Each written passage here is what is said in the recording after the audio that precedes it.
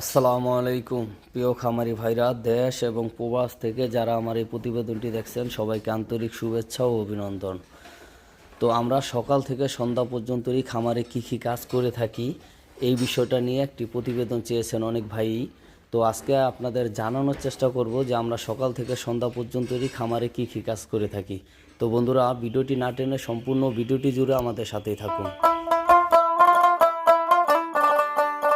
তো বন্ধুরা, আমরা সকালে সর্বপ্রথম সেরে এসে যেটা করি, প্রত্যেকটি গরুকে কিন্তু আমরা শুকনো খ্যার দিয়ে থাকি। কারণ এই খ্যারটা আছে হার্ট ফাইবার, এটা দিলে গরুর হজম শক্তি ভালো হয়, গরুর যে ডাইজেশন আছে ডাইজেশনটা ভালোভাবে করতে পারে। তো আপনারা জানেন যে গরু তৃণভোজ প্রাণী, এগুলা কিন্তু মানে যে খাবারগুলোই খায় ওরা সর্বপ্রথম পেটে নিয়ে যায়, তারপরে আস্তে আস্তে ওরা জাবর কাটে মুখে এনে, এগুলা জাবর কেটে এগুলাই হজম করে। তো যার কারণে এদের হার্ট ফাইবার মানে খ্যার ঘাস এগুলো দিতে হয়। তো আমরা সকালবেলায় খ্যার দিয়ে থাকি। তারপর যেটা করি, যে গোবরগুলো আছে সারা রাত্র ওরা যেই পটিগুলো করছে, যে গোবরগুলো আছে এই গোবরগুলো আমরা ফালানোর চেষ্টা করি, মানে আমরা ফালাই এই জায়গা থেকে আর কি, গোবরগুলো ফেলে দিই। তারপরে আমরা যেটা করে থাকি, পুরো ঘরটাকে ক্লিন করবো, যেভাবে পুরো গোবরগুলো মানে ফালাই দেওয়া ঘরটা এরকম পুরো আগে খালি করে নিব, মানে গোবরগুলো পরিষ্কার করে আমরা একদম ক্লিন করার যে কাজটা আছে এটা শেষ করি। শেষ করার পরে আমরা কিন্তু দেখুন এভাবে পুরো ঘরটারে পরিষ্কার আগে গোবরগুলো ফালাই। তো বন্ধুরা, একটা কথা বলে রাখি আপনাদের, তো আপনারা যারা এই যে গরু লালন পালন করেন, এই আমরা মানে সন্ধ্যাবেলা যখন সম্পূর্ণ কাজগুলো ক্লোজ করে চলে যাই এখান থেকে, তারপর সারা রাত্র কিন্তু গরু যে প্রস্রাব করে এবং পটি করে, এগুলা থেকে কিন্তু একটা মিথিন গ্যাস তৈরি হয় খামারে। তো অনেকেই খামারে 8টা-9টা বাজে খামার আসেন, 8টা-9টা বাজে কিন্তু সেইটা আসেন। তো এটা করবেন না, একবারে ভোরবেলা আসার চেষ্টা করবেন। এখন যেহেতু শীতের দিন, আমরা কিন্তু খামারের চতুর্পাশে পর্দাগুলো ফালায় রাখি, আলো বাতাসটা বন্ধ করে রাখি, যার কারণে এখানে একটা মিথিন গ্যাস তৈরি হয়। এই গ্যাসটা কিন্তু গরুর নাক মুখ দিয়া চোখ দিয়া ভিতরে ঢোকে, তারপর কিন্তু খাবার অনীহা দেখা দেয়, তারপর বিভিন্ন ধরনের রোগবালাই হয়। তো আপনারা এটা করবেন না, আপনারা 8টা-9টা বাজে না আসা চেষ্টা করবেন, ফজরের নামাজ পড়ে সেইটা আসার। যত দ্রুত ক্লিন করা যায় গরুগুলো তত বেশি ভালো থাকবে। তো এই যে এখন আমরা যেটা করতেছি, মোটরের পানিটা ফ্লোরে মারতাছি। এটার কারণ হচ্ছে এখন কিন্তু মোটরটা চালাইলে শীতের দিন প্রথমত একটু ঠান্ডা পানি আসে, যার কারণে আমরা পানিটা ফ্লোরে ফালাই দিতেছি। আর যদি গরমের দিন হতো তাহলে পানিটা সরাসরি গরুর শরীরে মারতাম, যেহেতু আমরা সকালবেলা গরু গোসল করাই দিই। তো আপনি যখন গরু গোসল করাইবেন তখনই কিন্তু এই ফ্লোর পুরো ভিজে যাবে। তো এই যে এখন গরম পানি চলে আসছে, আমরা কিন্তু গরুর শরীরে পানিটা মারতাছি। আর আপনারা যেটা করবেন, এই গরু গোসল করাইলে কিন্তু ফ্লোর ভিজে যাবে, তারপরে আপনারা পুরো ফ্লোর ব্রাশ মেরে একদম ফ্লোরটা ক্লিন করে দিবেন। পুরো ফ্লোর ক্লিন করে দিলে কিন্তু গরুগুলা সারাদিন স্বাচ্ছন্দ্য বোধ করবে এবং মানে খুব ভালোভাবে গরুগুলা রেস্ট করবে।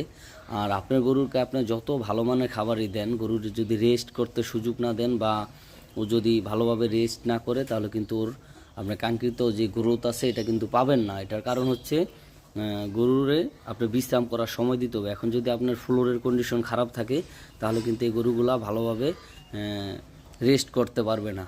হ্যাঁ, মশা মাছিতে ধরবে, ও কিন্তু ঘুমায় শান্তি পাবে না, নিচে ভিজা ভিজা লাগবে। এই যে এখন আমরা এই যে গরুগুলারে আমি পানি মেরে দিলাম, আমার রাখাল যে আছে যে ভাই, এ কিন্তু ব্রাশ মেরে দিতেছে। তো এই যে ফ্রিজিয়ান যে গরুগুলো আছে, একটু বলে রাখি আপনাদের, এই গরুগুলা কিন্তু একটু নোংরা প্রকৃতির। কারণ হচ্ছে ওদের যদি আপনি একদিন গোসল না করান, আপনার মনে হবে যে আপনি মনে হয় 1 সপ্তাহ 10 দিন গোসল করার নাই। কারণ ওরা যেই জায়গাটা শুইবে সেই জায়গাটাই পটি করে, যার কারণে ওইগুলোর ভিতরে শুয়া ওরা মানে ময়লাগুলা ভরায় মানে ওরা বেশি নোংরাভাবে থাকে আর কি। আর শাহিওয়াল গরু আপনি দেখবেন যে ওরা কিন্তু দড়ি যতটুকু লুজ পায় ওরা অতটুকু পিছে যায় পটি করবে এবং সামনে এসে শোবে। এটা যারা গরু লালন পালন করেন আপনারা জানেন বিষয়টা।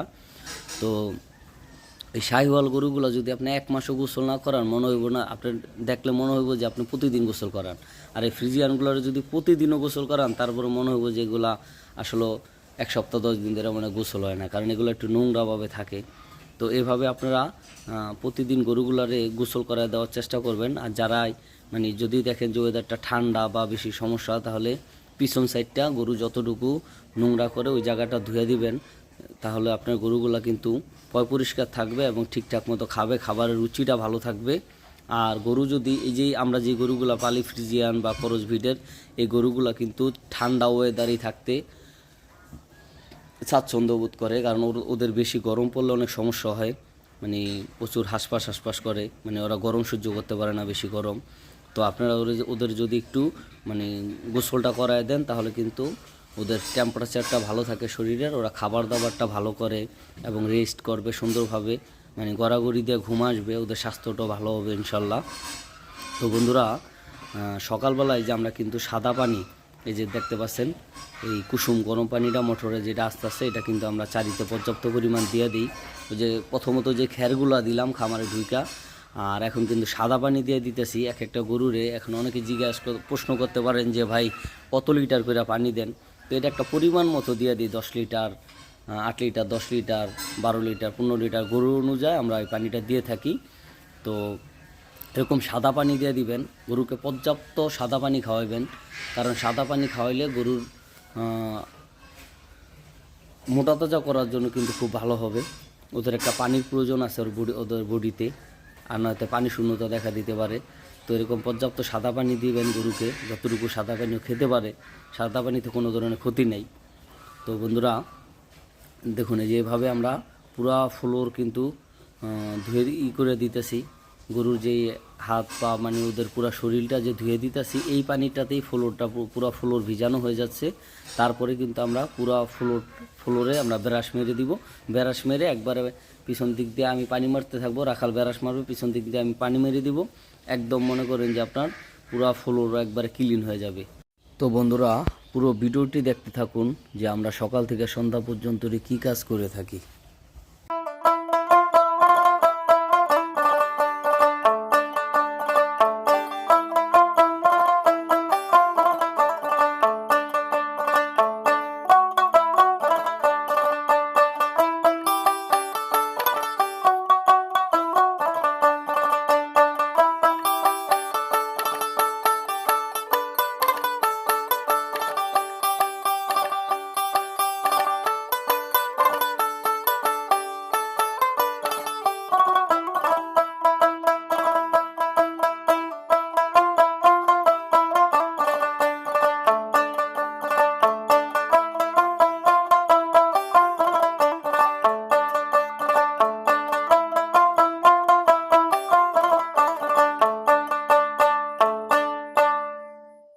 তো বন্ধুরা, আপনারা যদি সকালবেলা গরুর গোসল করে দিতে পারেন, তাহলে কিন্তু সারাদিন ও গড়াগড়ি দিয়ে ঘুম আসবে এবং ওর গ্রোথটা ভালো আসবে। এখন আপনি যদি সকালবেলায় যে ঘর ঠর আপনি ফ্লোর পরিষ্কার করেন, আবার যদি দুপুরবেলা 12টা বাজে আসেন গরু গোসল করাইতে, তাহলে কিন্তু ওদের একটি রেস্টের ব্যাঘাত ঘটবে। তো এখন যদি আপনি এই সকালবেলা যে ফ্লোর পরিষ্কার করবেন, ক্লিন করবেন, এই ফ্লোর ক্লিনের সাথে যদি ওদের একবারে গোসল টোসল করায় দেন, তাহলে কিন্তু দুপুরবেলাও ওরা আরও 1-2 ঘন্টা রেস্টের সময় বেশি পাবে। কারণ আপনি যখন দুপুরবেলা ওদের এই গোসল করাইতে আসবেন, তখন কিন্তু এই ঘরটা ফ্লোরটা আবার ভিজবে, ঠিক আছে। তারপরে ওদের একটা মানে ডিস্টার্ব, ওরা শুয়ে থাকবে, তখন আপনি যখন ওদের গোসল করাইতে আসবেন ওরা আবার দাঁড়াবে, তারপরে আবার ওদের পিছনে একটা মানে 1-2 ঘন্টা সময় নষ্ট করবেন। এই সময়টাও যদি আপনারা গরুর রেস্টের সময় দিতে পারেন, বিশ্রামের সময় দিতে পারেন, তাহলে কিন্তু আপনার গরুগুলা কাঙ্ক্ষিত গ্রোথ আপনি পাবেন। আরেকটা কথা মনে রাখবেন, যখন গরু বিশ্রাম করবে বা রেস্টে থাকবে, ওই সময় যেন কোনো লোক খামারে না ঢুকে, কারণ অনেক খামার আছে বাচ্চারা বিভিন্ন ধরনের মানুষজন মানে যে কোনো সময় খামারে ঢুকে।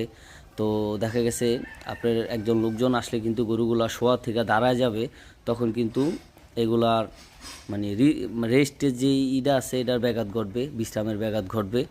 তো যে কোনো সময় বিশেষ করে গরুর রেস্টের সময় কোনো ধরনের লোকজন যেন খামারে প্রবেশ না করে, এই দিকটা আপনাদের খেয়াল রাখতে হবে। যদি এই দিকটা আপনারা খেয়াল রাখতে পারেন, তাহলে আপনার গরু কিন্তু খুব ভালো গ্রোথ আসবে।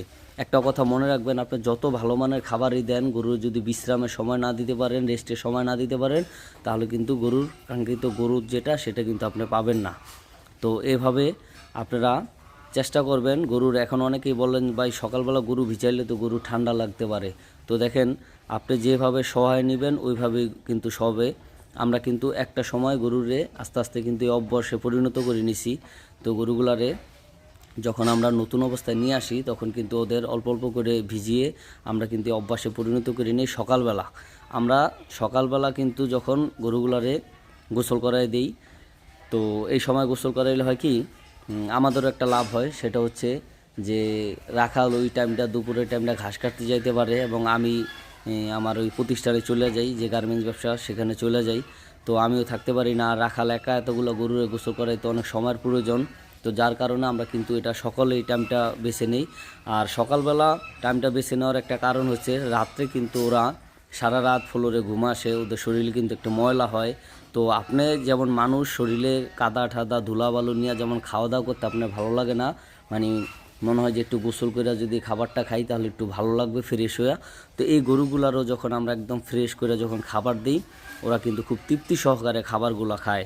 তো বন্ধুরা, এই ফ্যাটিনি গরু হোক গাভী গরু হোক এগুলা কিন্তু আপনার পরিচর্যার উপরে কিন্তু গরুগুলা আলহামদুলিল্লাহ আল্লাহ তাআলা কিন্তু সুস্থ রাখবে।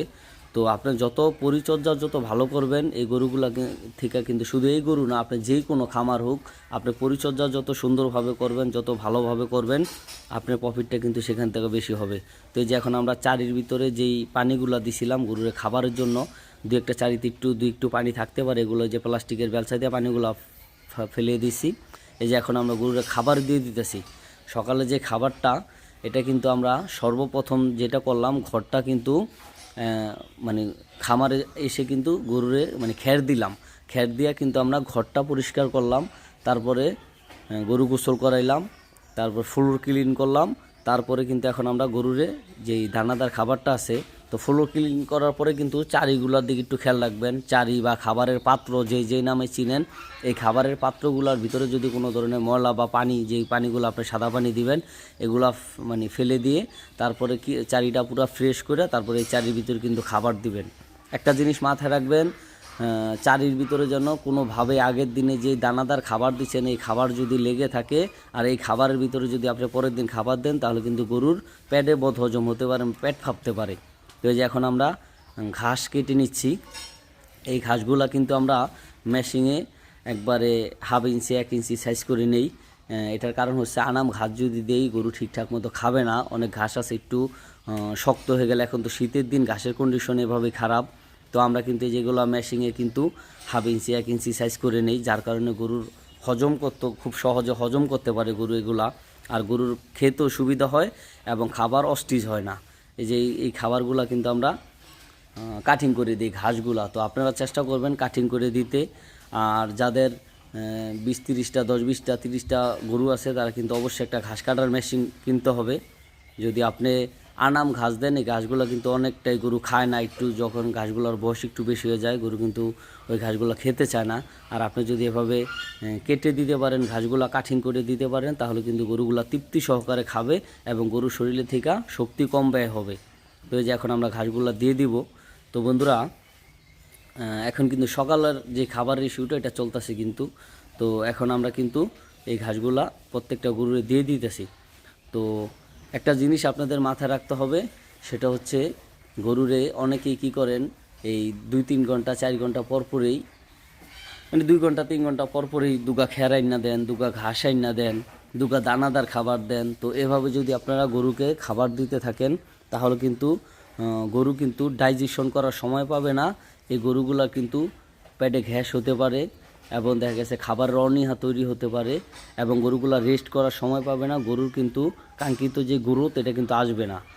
তো বন্ধুরা, আপনারা সকাল 7টা থেকে 9টা সর্বোচ্চ 10টার ভিতরে খামারের কাজ কাম এবং গরুর খাবার দাবার এগুলো শেষ করে দিবেন এবং 10টা থেকে গরুগুলা দুপুর 3টা পর্যন্তই রেস্ট টাইম দিবেন।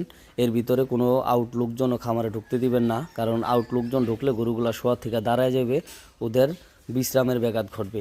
তো বন্ধুরা, এই দিনে এই সময়টা দিবেন রেস্টের জন্য 10টা থেকে 3টা এবং 3টা বাজে আবার খাবার শুরু করবেন, খাবার দিবেন ঘাস, তারপর ইউরিয়া মুলাসের যদি সন্ধ্যাবেলা দেন বা খ্যার দেন এটা দিয়া বিকাল 5টার ভিতরে আবার খাবার দাবার বন্ধ করে দিবেন।